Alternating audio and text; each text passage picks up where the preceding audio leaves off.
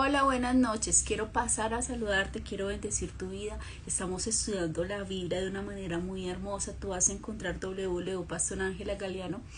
Ingresas, buscas donde estamos la sección donde encuentras todo lo que son los libros Antiguo y Nuevo Testamento y vas a encontrar desde Génesis hasta el libro que hoy vamos a estudiar, que es la carta de Judas, que es bien apasionante. La invitación, si hay un tema que es de tu interés, escríbenos. Si necesitas consejerías, ahí estamos.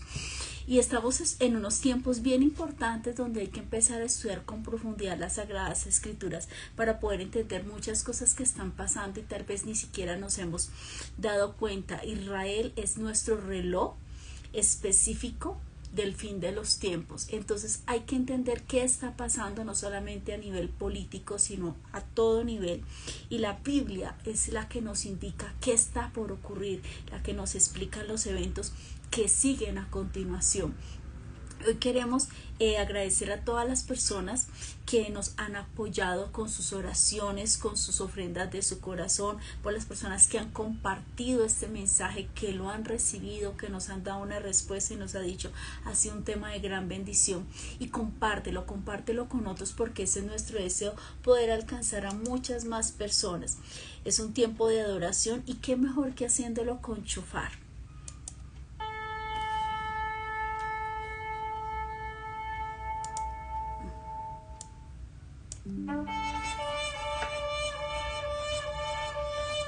Señor, te adoramos, exaltamos tu nombre.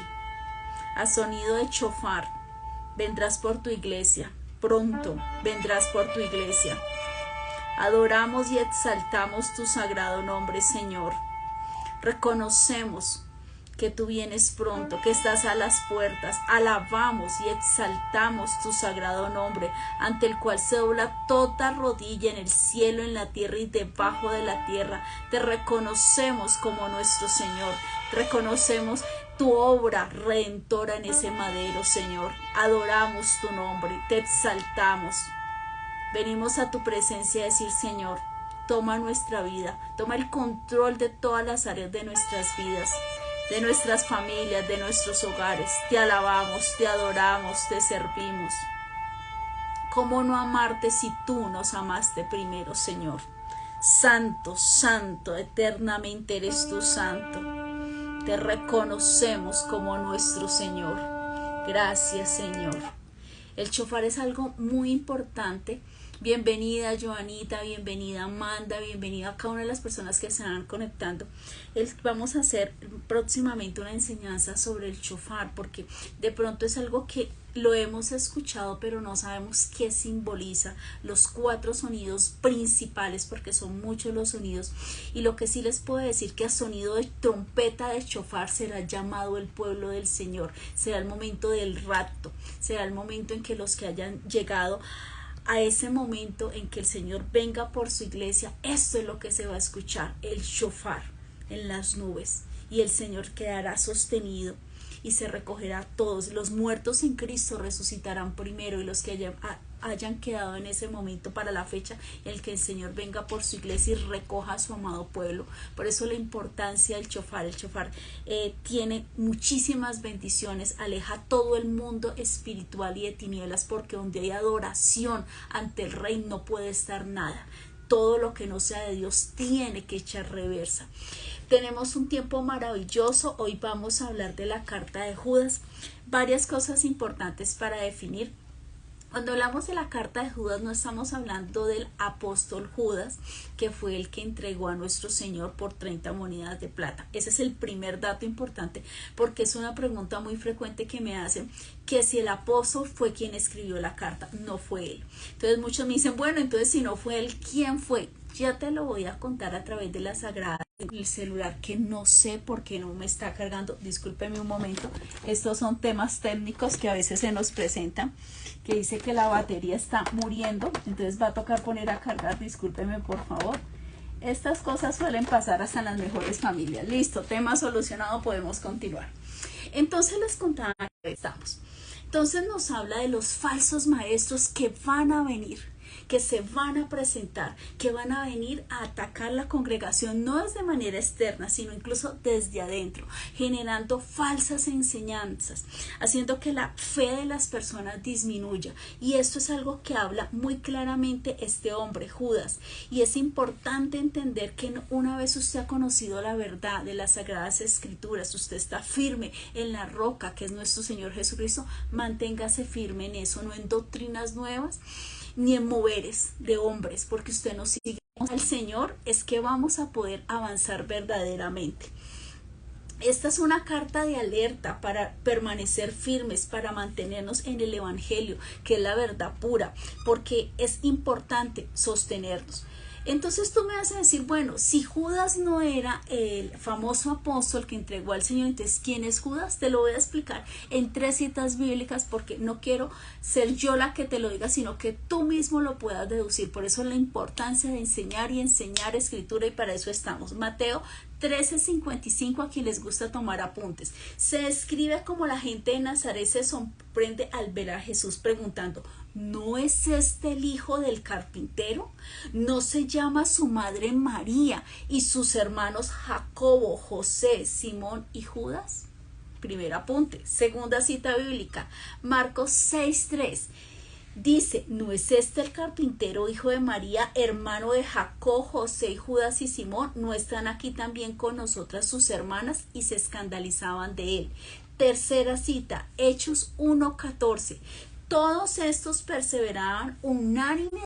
Vemos que en la escritura nos explica, cuando tenemos preguntas, vamos a las Sagradas Escrituras y la Biblia nos enseña quién era Judas. Las mismas escrituras nos están diciendo de que él era hermano de Jesús. Y muchos se escandalizarán y dirán que no, pero cuando leemos las escrituras nos damos cuenta de muchas cosas que son importantes. Por eso dice la palabra, la importancia de escudriñar siempre las Sagradas Escrituras. Y empieza a explicar desde el versículo 1 al versículo 4. Entendamos que Judas solamente tiene un capítulo, pero tiene unos versículos maravillosos de una profundidad que vamos a ver cómo el autor se mueve en los temas desde el Antiguo Testamento hasta Nuevo Testamento, y cómo conocía este hombre las Sagradas Escrituras a una profundidad muy grande.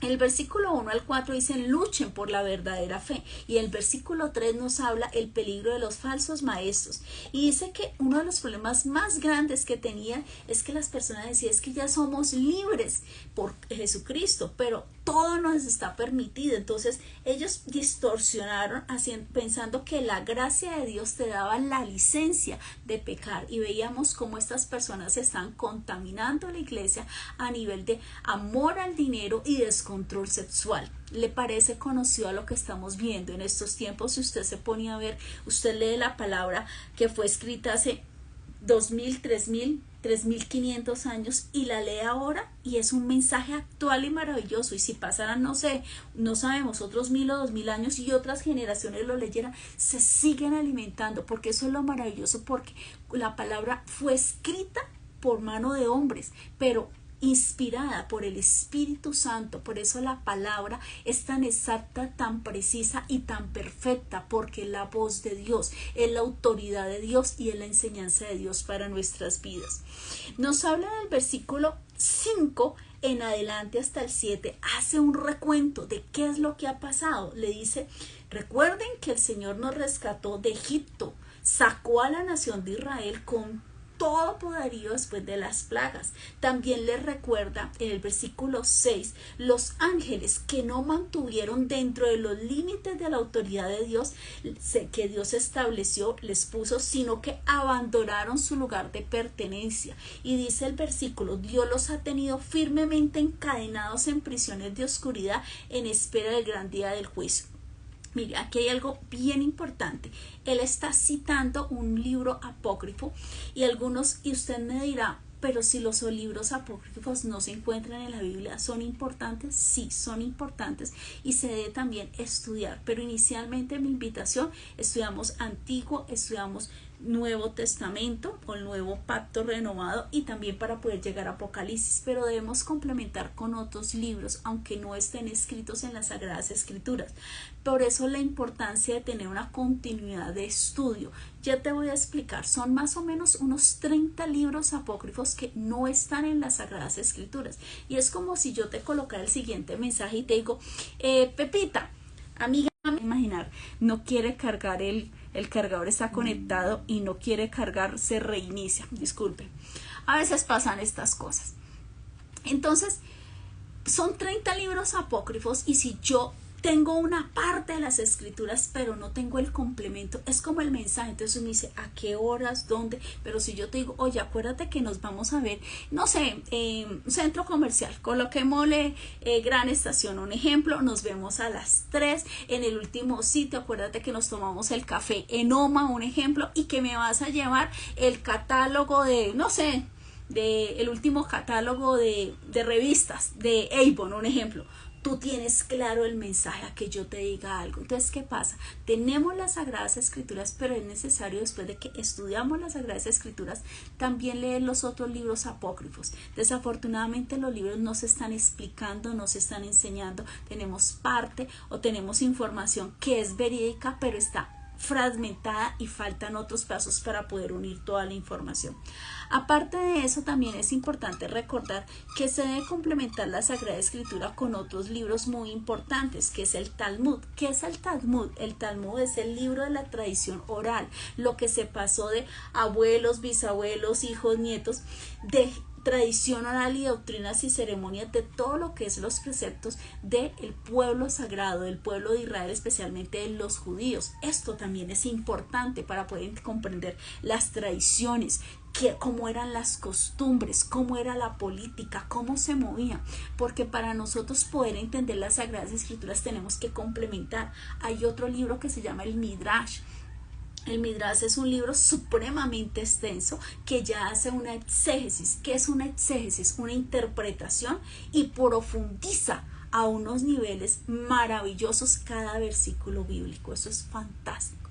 Y también finalmente hay otro libro que se llama el Targún. El Targún es un libro de interpretación aramea de todo lo que es la Torá, que es Génesis, Éxodo, Levítico, Número, Deuteronomios. Entonces son muchísimos los libros. Mire, nosotros estudiamos aproximadamente teología 5 años, y de ahí siguen muchísimos más años de estudio. Yo llevo bastantes años de estudio, y le quiero decir que cada día me doy cuenta que sé tan poco, que morimos y no alcanzamos a comprender muchísimas cosas. También es importante estudiar el hebreo, porque la Biblia original está en hebreo. Todo lo que conocemos como el Antiguo Testamento el libro original fue en hebreo, y cuando se hicieron las traducciones se perdió una cantidad de sentidos y de interpretación, que de pronto se hizo lo mejor que se pudo, pero no quedaron muy bien. Entonces hay muchos libros que es necesario estudiar. Un estudio de hebreo mínimo son 5 años. Yo estoy en el 3er año de estudio de hebreo, y todos los días sigo sorprendiéndome y maravillándome.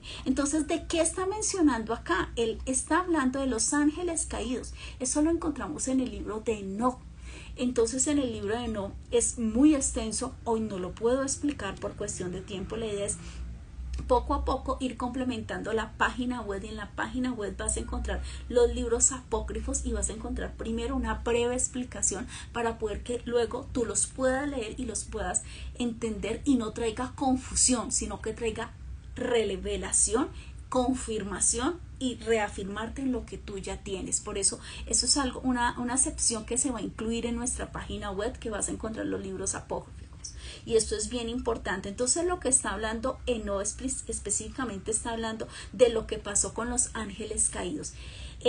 Esta explicación es muy grande, muy importante, pero lo que le puedo decir en este momento es que él está hablando de que cuando hubo la rebelión, acuérdese de que Satanás se trajo una parte de ángeles, y esos ángeles perdieron sus vestiduras maravillosas celestiales y se convirtieron en ángeles caídos. Dice la escritura en el libro de Enoc que ellos le pidieron a Enoc que intercediera ante el Eterno para ver la posibilidad de que ellos fueran restablecidos o perdonados, y la respuesta fue clara, y esa respuesta la encontramos en el libro de Enoc. La da el Señor, el Eterno le dice: no habrá perdón por sus pecados. Y ellos son específicamente encadenados en prisiones de oscuridad, esperando el gran día de juicio. Entonces esto es importante, por eso le digo la importancia de poder complementar y seguir estudiando para poder entender mucho más. También recuerda el autor Judas que no se olvide lo que pasó en Sodoma, en Gomorra, toda la inmoralidad sexual que estaba viviendo y toda la perversión que estaba viviendo y cómo fueron destruidos con fuego, y la advertencia de que esto no solamente es para Sodoma y Gomorra, sino para todo aquel que no se arrepiente y quiere seguir en camino de condenación. También de estos ejemplos nos habla en el versículo 11 de Judas, nos habla de la aflicción que le espera a los que han seguido pasos de personas que han generado rebeliones, y nos coloca ejemplos muy puntuales en el Antiguo Testamento de rebelión contra la justicia de Dios. Nos habla de Caín, quien mató a su hermano. Nos habla del profeta Balaán, una persona que quiso maldecir el pueblo de Israel, pero el Señor no se lo permitió, y que quería engañar a la gente y obtener dinero. No pudo maldecir al pueblo, pero lo llevó a la idolatría. Hizo un daño grandísimo. Tercero, habla de Coré, cómo él se enfrenta a Moisés, y no solamente él, sino sus animales y su familia. Se abre la tierra y literalmente dice la palabra que bajaron a las profundidades del infierno. Entonces vemos estos ejemplos, vemos cómo el autor va describiendo todo muy puntualmente. También coloca otro ejemplo que es bien interesante en el capítulo 12, y nos dice de la siguiente manera que tenemos que tener cuidado con esas personas que se quieren infiltrar en la iglesia, que quieren acercarse a nuestras vidas y sacarnos de la verdadera doctrina. Por eso la importancia de estudiar las escrituras, complementar y tener siempre un pastor, una persona a quien yo pueda recibir consejería, una persona a la cual yo pueda recurrir. No entiendo este tema, pero si tu pastor, tú no tienes acceso al pastor, es muy complicado. Estamos hablando de personas que jamás se han podido sentarse a tomarse un café o poder recibir una consejería, o pueden recibir una consejería después de muchos meses, porque realmente no existe esa posibilidad, sino otra vez de líderes, porque son iglesias supremamente grandes. Y no estoy diciendo que los líderes no quieran apoyar y tengan su corazón dispuesto, pero eso no solamente es esto, implica años de estudio y años de preparación y de compromiso, y no solamente eso, sino tener un llamado. Y esto es bien importante tenerlo en cuenta, y habla en el versículo 12 de 3 ejemplos, y estos 3 ejemplos los voy a tratar.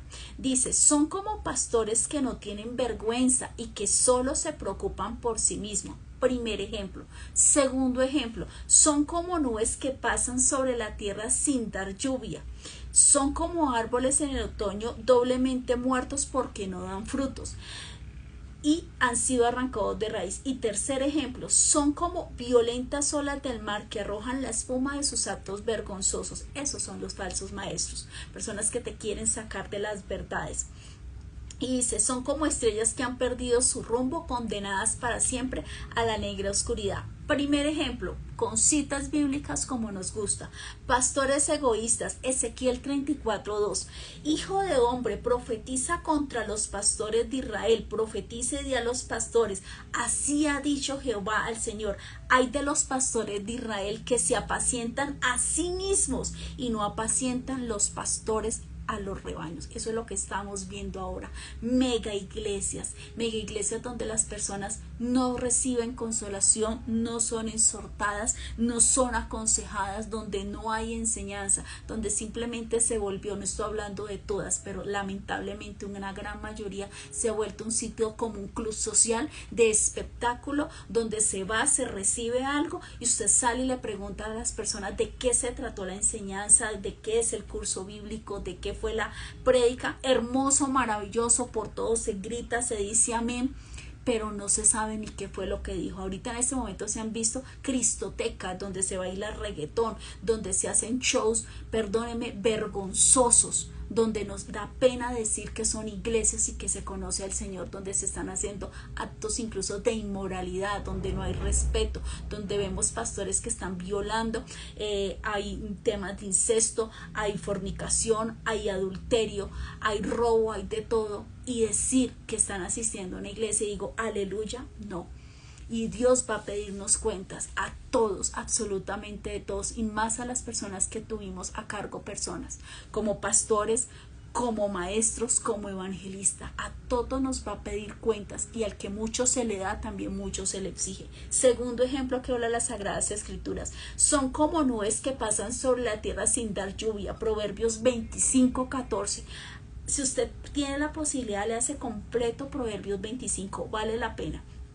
Comparaciones y lecciones morales: nubes y vientos que no dejan lluvia, quienes presumen de regalos que no han hecho. Mire, ¿cuál es la función de las nubes? Dar lluvia. Y así pasa la vida de muchas personas. Solo vienen a destruir, solo vienen a acabar, pero no vienen a servir. Y Dios nos trajo aquí no para que tengas un título o un nombre, sino para servicio.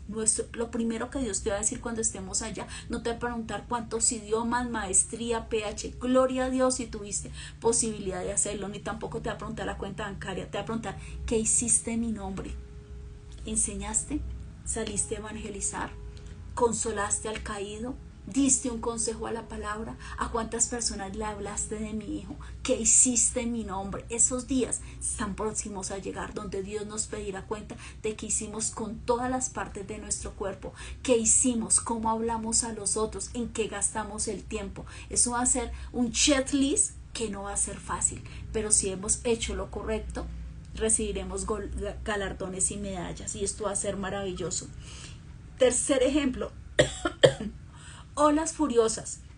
Dice la palabra: son como violentas olas del mar que arrojan a la espuma de sus actos vergonzosos. Lo encontramos en Isaías 57:20. Pero aún los que me rechazan, porque va a haber personas que usted le va a decir: oye, te envío la predica. No, mira, qué pena. Hasta seguimos haciendo amigas y compañeras de trabajo, pero no me mandes nada. Yo no quiero saber de nada. Así va a haber gente, pero tú has hecho lo correcto, has empezado a orar por esa persona. Cuando esa persona tenga un problema, esa es una buena situación, estés dispuesto no a criticar, no a enjuiciar, sino a dar amor, y que la misericordia sea tu sello, que hable que tú naciste de nuevo y que llevas a Yeshua en tu corazón, a nuestro Señor Jesucristo, que hable de un nuevo nacimiento, donde estamos dispuestos a evangelizar. Y evangelizar es hablar, el primer testimonio es hablar de lo que Dios hizo en tu vida, y empezar a que las personas empiecen a buscar, a entender que necesitamos de Él, que podemos tener belleza, juventud, dinero, carro, beca, como dicen, de todo, pero si no tenemos al Señor, no tenemos lo más importante. Nos estamos quedando con las añadiduras y no nos estamos quedando con el dador de la bendición, y esto es importante. Isaías 57:20. Pero los que aún me rechazan son como el mar agitado. ¿Usted ha visto el mar así? Unas olas que nunca están tranquilos. Es decir, que dice la palabra: quien no conoce al Señor, ¿cómo va a estar su vida? En angustia, en preocupación, en desespero. Dice también claramente las Escrituras que hacen actos malvados porque nunca han visto a Dios, sino que continuamente revuelven el lodo y la tierra. Nuevamente en el versículo 14 nos habla de Enoc, y habla específicamente, dice en el versículo 14: el Señor viene con incontables millares de sus santos, está hablando del rapto que vendrá, para ejecutar juicio sobre la gente de este mundo. Declarará culpables a los seres humanos por todos los actos perversos que cada uno ha hecho, y a los pecadores rebeldes por los insultos que han dicho contra él. Toda palabra que salga de nuestra boca tendremos que dar cuenta, no solamente lo que hablemos contra el prójimo, sino que hablemos contra el mismo Señor. Absolutamente de todo daremos cuenta. Estos individuos, dice el 16, son rezongones, se quejan de todo, viven solo para satisfacer sus deseos, son fanfarrones que se jactan de sí mismos y adulan a otros para conseguir lo que quieren. Entonces vemos como aquí el autor Judas habla maravillosamente y utiliza libros apócrifos tan importantes como Enoc, y también menciona otro libro apócrifo que se llama el Testamento de Moisés. Entonces él empieza a moverse en unas explicaciones de unos niveles profundos, y esto es lo maravilloso cada vez que tú consultas el Talmud, cada vez que aprendes un poquito de qué es el Midrash, el Targumín, cuando empiezas a estudiar y a aprender y a enamorarte. Esto es como cuando usted inicia una relación de amistad y luego se vuelve un noviazgo y luego se vuelve un compromiso y luego se vuelve un matrimonio. Esa es la vida. Cuando tú entregas la vida al Señor, ese es el primer paso. Decirle: Señor, te necesito. Señor, quiero que estés en mi vida. Señor, dependo de ti. Señor, quita todo lo que no te agrade. Señor, transforma mi vida. Señor, quita hábitos, quita malas costumbres, malas palabras, aleja malos pensamientos, amistades que no convienen, que no edifican, que me restan, que dividen, que me traen lágrimas y consuelo. Señor, los bendigo, oro por ellos, pero sigo mi caminar, y mi caminar es mirándote a ti, como decía Moisés, mirando al Eterno, mirando el galardón invisible. Sigo mi marcha, hago mi buena carrera, como dice el apóstol Pablo. Entonces logramos entender que él dice: hay que hacer un llamado para permanecer fieles. Dice el versículo 18: ellos les advirtió: en los últimos tiempos habrá gente burlona. Escúcheme, y usted me dice: sí, esto es lo de ahorita. Gente burlona cuyo objetivo en la vida es satisfacer sus malos deseos. Escúchame bien el 19. Estos individuos son los que causan división entre ustedes y se dejan llevar por sus instintos naturales, porque no tienen al Espíritu de Dios en ellos. O sea, todo lo que es burla, todo lo que es inmoralidad sexual, todo lo que dicen es que usted es un aburrido, pero es mejor pecar. Llevamos la vida loca. Dios va a pedir cuentas. Oremos por 3 grupos: los que conocen al Señor, que permanezcamos firmes hasta el que el Señor nos llame a su presencia o ocurra su segunda venida. A los que un día conocieron del Señor y se apartaron porque pudo más los deseos de la carne y les gustó más lo que el mundo pasajero y sus placeres les brindaba. Y el tercer grupo, por los que aún no conocen del Señor, porque hay muchas personas que aún ni siquiera han tenido un encuentro personal con nuestro Señor. Y dice en el versículo 20: pero ustedes, queridos amigos, deben edificarse unos a otros, mas la santísima fe, orar en el poder del Espíritu Santo, esperar la misericordia de nuestro Señor Jesucristo, quien les dará la vida eterna. ¿Vale la pena hacer la vida, hacer lo correcto, lo que Dios nos ha mandado? ¿Tener la mente de Cristo, lo bueno, lo puro, lo correcto y lo honesto? Sí. Tendremos una salvación y un mirar cara a cara eternamente a nuestro Creador, y una vida eterna donde dice el Señor en Apocalipsis que Él enjuagará toda lágrima, que no habrá muerte, que no habrá dolor. Imagínese su momento más feliz de su vida, eternamente con el Señor. Eso es algo maravilloso. Y dice: y de esta manera se mantendrán seguros en el amor de Dios. Imagínese el momento más maravilloso donde, por ejemplo, usted puede abrazar a su papá, a su mamá, a su hijo, a su esposo, y usted sintió ese amor tan maravilloso de esa persona. Imagínese estar abrazado en los brazos de su Padre Celestial. Imagínese ese momento. ¿Vale la pena seguirlo?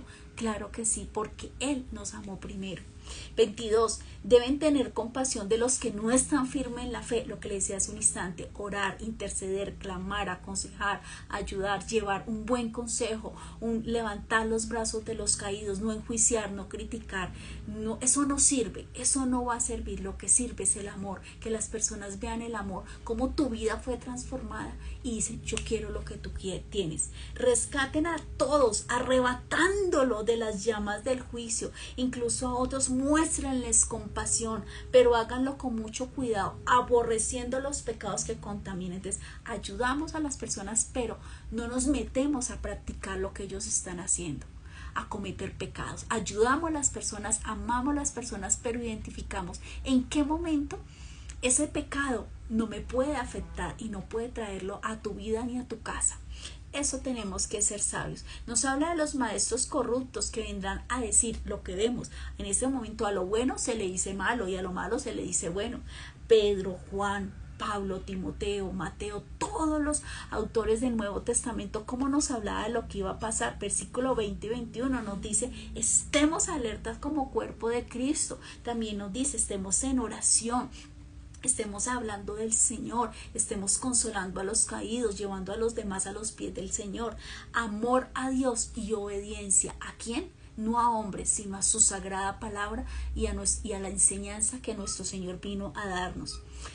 Recordemos la obra del madero y nunca se nos olvide que Él nos amó primero, que Él prefirió morir en ese madero que vivir sin nosotros. Ese es un amor, y un amor eterno para estar en una eternidad verdadera con Él. Versículo final 24 dice una oración de alabanza. El 25 dice: que toda la gloria sea para Él, quien es el único Dios, nuestro Salvador, por medio de Jesucristo nuestro Señor. Toda toda la gloria, la majestad, el poder, la autoridad le pertenece a Él desde antes de todos los tiempos, en el presente y por toda la eternidad. Mire esa despedida, fueron 25 versículos, un solo capítulo, pero nos sacudió, nos remeció, nos dijo, oiga, sosténgase en lo que ha creído, no crea vientos de falsa doctrina, no se deje llevar por lo que digan hombres que dicen que son ministros de Dios. En este momento, una gran cantidad de personas que están diciendo que son ministros de Dios, realmente ni fueron llamados, ni son equipados, ni tienen la preparación. Incluso muchos que se llaman ministros ni siquiera trabajan al servicio del Señor, sino para todo lo que es las tinieblas. Lamentablemente, por eso dice la palabra, al final de los tiempos muchos me dirán, pero Señor, en tu nombre hicimos, y sacan toda la lista y dice, apartados de mí, malditos, nunca los conocí. Porque estamos en tiempos violentos, en tiempos de confusión.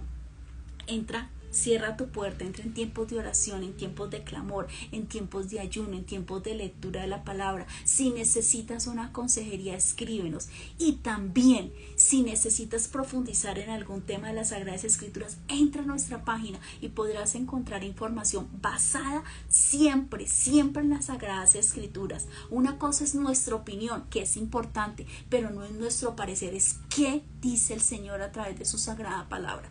Eso es lo que nos traerá salvación y eternidad, seguir el evangelio, porque es luz en medio de las tinieblas. La gracia de Dios demanda una respuesta de toda la vida. Usted no recibe a Dios y vuelve al pasado, vuelve a su pecado. Usted recibe al Señor y su vida es transformada, porque dice la palabra, ya no vivo yo, ya vive Cristo en mí.